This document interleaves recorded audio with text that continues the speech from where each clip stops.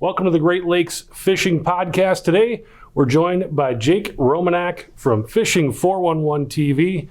Jake, thanks for joining the show. Thanks for having me on, Chris. Tell me about this trip. We were out on the show floor here. We're at the Greater Niagara Fishing and Outdoor Show, and you were telling me about a trip that you took last year that you're super excited about. Where were you? What were you doing? Well, you know, one of the cool things is we get to travel a lot with Fishing 411. We go all across the country, but one of the really cool Great Lakes trips that we took last year that's going to air on Fishing 411 this season was Isle Royale. And basically that is just, it was an incredible experience. We drove 55 miles with our walleye fishing boats, our 20-foot boats, ran 55 miles out into Lake Superior where you find the big island of Isle Royale. And we camped there for 5 days. And this was the end of May time frame. A lot of guys will go there in the summertime, right? Mm-hmm. And when I say a lot, it's kind of an exaggeration. Not a lot of people go to Isle Royale. It's very much a wilderness experience. But while we were there, we never saw another person the entire time we were there. When you think about Lake Superior in May, it's just a big, huge body of water that's ice cold. So it was a very cold 5 days on the island. But the fishing was incredible, man. I mean, we lake trout fished to start off. And where we ended up lake trout fishing, we were vertical jigging and casting big jigs, like 1-2 ounce jigs with big plastics. And we ended up finding some really nice lake trout about 7 miles from the island. And these weren't the biggest lake trout I've caught in Lake Superior, but the best average size lake trout without doubt. We literally were catching, between 10 and 20 pound fish at will. I've never lake trout fished where I literally wanted to be done. My arms were so sore at the end of that day of fishing, and you're catching them in deep water. So literally about 2 hours into it, you're like, man, I really don't want to drop that jig back down to the bottom because I hope I don't get bit. But just an incredible experience. So we ended up shooting an episode, and we did the episode fairly quickly for Fishing 411. But we knew we were going to be on the island for 5 days. So we're like, okay, what else is there to do? So we started looking around, and we ended up getting involved in that coaster brook trout fishing that Isle Royale is known for. And that was incredible. We ended up catching those fish with little small jerk baits, and we would look for the warmest available water. Now, if you remember, you think about Lake Superior, the whole lake is cold, but those bays that go into Isle Royale will warm up quicker than the main lake, and that's where those brook trout were. So we were looking for that 50 to 55 degree water. When we'd find that warmer water, then we would try to find some cobblestone, and those fish like to be around that cobblestone. One of the really cool things about brook trout is if you find one, you normally find a group of them. And so we would look around, you make a lot of casts, but then when you'd find one, then you would sit and actually fish that group of fish and end up being able to catch 5, 6, 7 fish out of one little small area. And before the time was done, we caught a ton of fish, and we ended up shooting a second show, which we didn't plan on doing while we were there. But the fishing was so incredible, we figured we would get 2 shows for the price of 1. Right. When you're doing shows, that rarely happens. Usually you go out to shoot and that doesn't work out, and it takes you more time to get the one show you want. But you guys able to get 2 shows in one trip. But let's back up a little bit. For people who don't know where Isle Royale is, tell us a little bit about where that is on Lake Superior. Basically, it's the middle of Lake Superior. In fact, if you drew a line and you looked at it on a map, you'd wonder why it's not Canada. It is Michigan. It's considered Michigan. Isle Royale is in Michigan waters of Lake Superior, but it's much closer to the Ontario shoreline than it is the Michigan shoreline. We ran out of the Keweenaw Peninsula, which is the closest point of land to get there, but you're still talking about a 55-mile run to get there.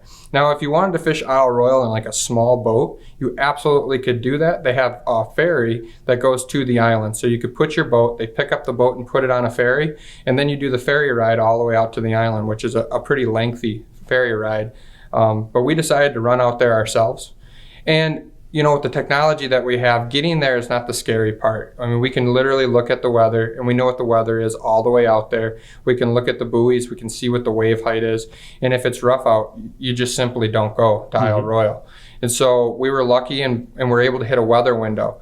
Now, going back is a little bit more sketchy because you don't have internet. You don't have internet access. You are literally in the middle of nowhere at this point. So it's not like you can wake up in the morning and drink your coffee and watch the weather station to see what your weather is.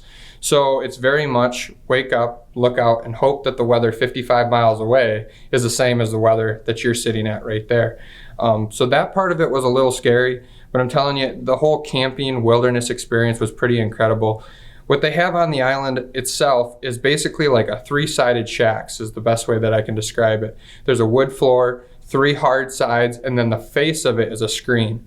So basically what we did is we were able to camp at those spots. We were up off the ground. We had sleeping bags and Mr. Buddy heaters to keep us warm. So it really was a pretty nice setup. You don't have to worry about hauling tents and all different types of camping equipment out there. Basically, we're just threw a sleeping bag and a pillow in the boat, and we were able to be out there for 5 days. Yeah, is that managed by the state then, or who runs that campground? Yeah, so it's actually a national park. So one of the cool things is that when you're there are people that stay on the island year round. You have the rangers that are there. So if you ever to have any kind of issue or there was a problem, there's people there. There's gas on the island, so we were able to fill up. And let me tell you, you definitely need gas, because by the time you run 55 miles to the island and then you're running around fishing every single day, pretty much, we needed to fill up the boats at the end of the day. So it's kind of the best of both worlds, in my opinion. You get that wilderness experience, but you still have the amenities of having gas on the island, and then if there was ever kind of any serious emergency, you have those park rangers there as well. Sure. And what's it like? You said there's ferries going out there. How many other people are out there with you, and what are you seeing for pressure out there? Well, when we were there in May, and there was very, very few people. In fact, the only people on the island at that time were park rangers, and then there was a guy that was actually running the gas dock. But there are people that go to Isle Royale. It's a very much an experience where you get a lot of bikers, you get a lot of kayakers. So there are people throughout the summer that go there. If you're looking to go there and not see another soul, that May time frame is a good time to do that.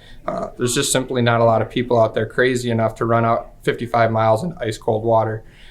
But if you're looking to go there and maybe see some other people, then that summertime you'll see a few people. Now, it's not going to be a city environment whatsoever. It's even with that, being that it's a preserve, there's not a lot of things you can do. They want you to stay on the walking trails. There's a lot of rules involved as the island itself, but that's what keeps it pristine. That's what keeps it, natural. And that's really, in my opinion, in the States, one of the coolest experiences that you're still in the U.S., but you have a very much a wilderness experience. And you're crazy enough.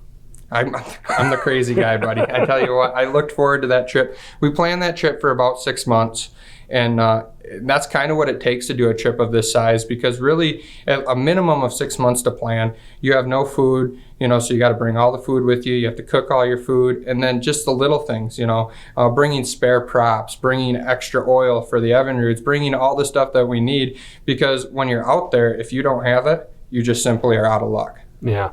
Tell me about the fishing. You said you guys were jigging for lake trout. How does that work? What kind of depths were you in? Well, it was early in the spring, so these lake trout were still fairly deep. And when I say fairly deep, we were looking at between 90 and about 150 feet of water.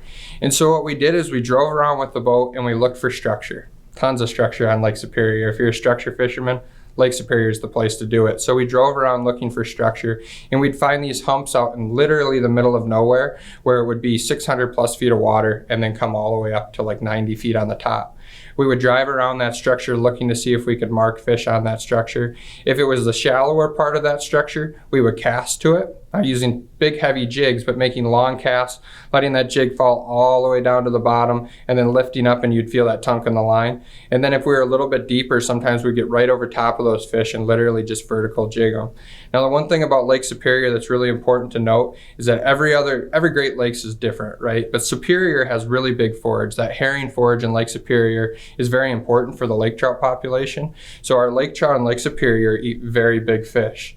So what we do is we use plastics that are extremely big, more like your musky style baits than what you would think if you were normal lake trout fishing in just about anywhere else in the Great Lakes.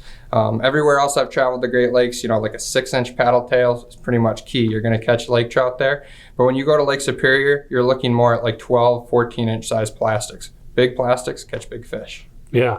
And what are you using for line here? Vertical jigging lake trout in 90 feet of water. It doesn't take as heavy a line as you think. 20-pound test braided line is absolutely key. The braid is really key there. You want to have no stretch in that line. And then we run about a 25-pound test fluorocarbon leader. And that's pretty light, you know, for the most part. You're thinking about catching fish literally every day on Lake Superior. You have a chance of catching a fish over 30 pounds. And I've been blessed to be able to do that, you know, a few times, getting those fish over 30 pounds. But they have nothing to get caught into. You get them up off bottom, they can't tangle around anything. So there's really not an issue if those fish end up, you know, breaking you off. So you can go with heavy line. And I know guys that actually use their musky rods to lake trout fish. But, you know, you can go with a medium heavy rod, 7-foot medium heavy rod, maybe a size 30 or a size 40 spinning reel, 20-pound test braid, and a 25-pound test leader, and you're good to go. What's that battle like? Oh, it's incredible. I mean, you're talking about lake trout and Lake Superior. They are the apex predator. I mean, there is nothing that's bigger and badder in Lake Superior than a big lake trout. So they act different than everywhere else I've lake trout fished. They're mean, they're aggressive. In fact, I'll tell a quick story, not Isle Royale, but lake trout related in Lake Superior. The year before, I went to a place called Standard Rock, which is, again, a long ways out in the middle of Lake Superior. And I had about a 35-pound lake trout follow my bait to the boat, and it missed the bait and bit the prop on my electric motor. And that's the kind of aggressive, you know, how aggressive these fish are. They're incredible. They act like a saltwater fish more than a freshwater fish. So aggressive, they'll come right up to the boat and see your boat, see you, and not care, and still bite that bait right at the side of the boat. Yeah, they don't see a lot of boats and a lot of lures. Yeah, so these fish are very much unpressured. You're fishing fish that have probably never seen a bait in their entire life. Because again, Isle Royale is that wilderness experience, and there's so much water out there. It's not like there's 1 or 2 humps that these fish are really on. It's kind of mind-blowing. You start driving around, and there's not very good maps out there as far as for graphing. So the best way to do it is to just drive around, and you'll find something. And it's pretty incredible. You're out in the middle of nowhere, and then all of a sudden a hump comes up. And if a hump comes up, there's lake trout on it in Lake Superior. Yeah, what makes one hump better than another one when you're out there? You know, I don't know if there's any right or wrong answer to that question, but I very much believe it's bait. And if there's bait on that, then obviously there's going to be lake trout there. And you're right, sometimes you'll go up to a hump and there's not very many fish, and other times you'll go up to a hump and it's just covered in fish. And I just got to believe that has everything to do with forage. Tell me about the difference between that lake trout fishing and the fishing you did later in your trip. So the lake trout fishing was big, bad, mean lake trout. I mean, just like so much fun. Your arms are sore. The brook trout fishing is a little bit different. We definitely used a lot lighter line when it came to brook trout fishing. But there's very few places in the state that you can talk about catching 18, 19, 20, 21-inch brook trout with some pretty, you know, regularity. And we were able to catch a lot of those really nice sized brook trout. The way that we caught those fish were about 7.5 medium action rods. We used spinning rods, and we got up into that shallow water. And when I say shallow water, I mean shallow. Basically 1 foot to 1.5 foot of water is what these fish were in. And we would cast these jerk baits right up to the shoreline, and basically after about 1 or 2 jerks on that bait, you would catch the fish. So they were literally right on the shoreline itself. And what we were looking for was that cobblestone. So when you get into those bays, you're driving around with the boat, and it's very much just sandy bays. And every once in a while, you'll find these groups of cobblestone. And those fish like to be in the stone. All I can assume is the bait likes to be in that stone as well. But that's where those fish were. So it made it easy to find them, because we would literally just drive around until we found cobblestone and then fish those stones. And what are you using for lures there? Little small jerk baits, a bunch of different brands, like a shadow wrap. I think we used quite a bit. Rapala has a couple of the smaller jerk baits. I don't think it mattered on the brand of bait, but a jerk bait's a great way to catch those shallow fish, because if you use a spinner, and you can catch fish with spinners and casting spoons, but these fish are really shallow. So if you use a spinner, it's only in the strike zone for a very short amount of time. Mm-hmm. And a jerk bait, I can keep that bait inside that shallow zone, inside that strike zone longer, and I feel like I get more bites that way. Jake, it sounds like this trip was amazing. Is there anything that we haven't talked about this trip that you want to share? You know, I think that the most important thing about this trip is just how accessible it is. And so many people say, man, that's on my bucket list, but then they never actually check that off their bucket list. And I'm telling you one thing, if you're interested in Isle Royale, get it higher up on that bucket list and do it, because it's an incredible, incredible trip. If people want to see this show, where can they find it? This show is going to air here in a few weeks. It's going to be on the Sportsman's Channel and the World Fishing Network. That's where we air for Fishing 411 television. That's our national broadcast. If you miss it on the national broadcast starting on April 1, everything goes up on our YouTube channel, our Fishing 411 YouTube channel. If you subscribe to that, you'll get an email and you won't miss any of our new videos. people want to see and find out more about you, where do they find you? They're going to find us at fishing411.net is our website, but also our Facebook page is awesome. We're always on our Facebook page. You're not getting a random person on our Facebook page. You're getting us. If you message us on our Fishing 411 Facebook page, you're getting myself or you're getting my dad. So it's a great avenue to be able to reach out to people and talk to people. That's what we do, man. In my opinion, my job is to sell fun. Fishing is fun. I absolutely love it. So I love the opportunity to get to talk to people that love what I love to do. Awesome. Thanks so much for doing the show. Really appreciate it. It's great stories. Great of you to come and share your trip with us. I think people really enjoy what you had to say. It was great to have you on. Thanks, Chris. Appreciate it. Thanks for watching. Thanks for listening. We'll talk to you next time.